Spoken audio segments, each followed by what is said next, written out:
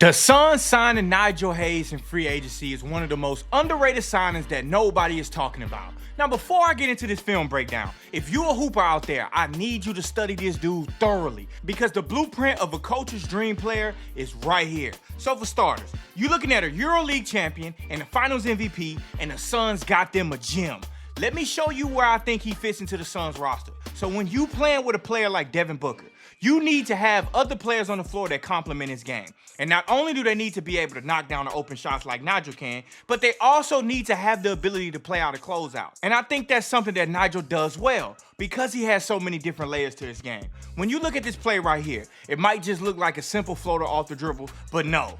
Let me explain the importance of having a player that can create and operate like this. So first off, Nigel starts off at the bottom of this stagger screen for the guard, but it turns into almost a little Spain action where the guard reads the switch so he gets the ball to Nigel. Now when Nigel gets the ball, the defender is closing out on his shooting hand, which forces him to pump fake, put the ball on the floor, and with his skill set, he gets into the lane and gets off a floater over the big. Not very many guys in the league can possess this skill set to be able to do things like this. This is a great weapon for Devin Booker and the Suns to have. I also like him off the ball as well too, because you can use him in many different spots. Like this is a perfect example right here. You can run a pick and roll with the big and the guard and use him as a four-man where he can pop out to the corner, or you can just let him roam and find the open spots on the floor. Because he got the IQ and skill set to read the defense off the ball and enough athleticism for him to finish at the rim. He's just one of those players that just finds spots on the floor where it seems like the defense just forget about him and he just constantly reading and moving without the ball. And I promise you, you can plug him anywhere and he can play. Now, when I watched him in the EuroLeague, I saw such a complete player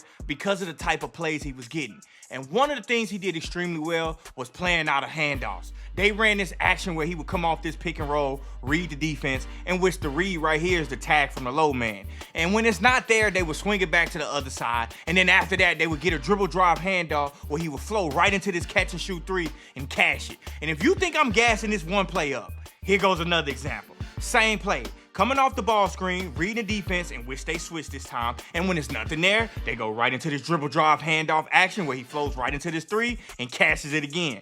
From what it seems like, he's very comfortable shooting out of handoffs and he doesn't hesitate whenever he gets these opportunities. But what's most impressive is he's comfortable putting the ball on the floor too. And I didn't even talk about how he's super comfortable having his back to the basket, especially if he's playing against smaller defenders if the defense want to switch. So when you got a player who's 6'8", can play big, can put the ball on the floor, and be a knockdown shooter as well, with what the Suns already have, I really like this pickup by Phoenix. Y'all let me know what y'all think about this in the comments.